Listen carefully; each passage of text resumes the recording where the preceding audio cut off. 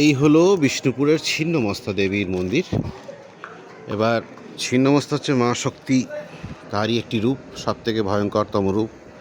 আমি মা কালীকে নিয়েও একটি এর আগে ব্লগ করেছি।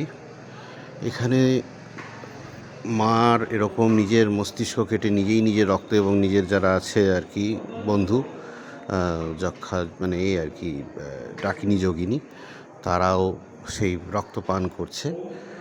এটার কারণ হচ্ছে যে গণেশকে ভুল বুঝে তার পিতা শিব চিনতে না পেরে তার মুণ্ডুচ্ছেদ করে দিয়েছিল, এবং সেই দুঃখ, ক্ষোভ, অভিমান থেকে মা শক্তি ভয়ঙ্করতম রূপ নিয়েছিল। এবং প্রকৃতি যখন নিজেকে কষ্ট দেয় তখন পুরো বিশ্বই কষ্টেতে তারা হয়ে পড়ে আর কি, ম্রিয়মাণ হয়ে পড়ে। সেইখান থেকেই ব্রহ্মা বিষ্ণু মহেশ অর্থাৎ সৃষ্টি লয় প্রলয় তিন অধিকর্তা তারা বুঝতে পারে যে প্রকৃতিকে ক্ষুণ্ণ করে কখনোই দেবতার আসনে থাকা যাবে না।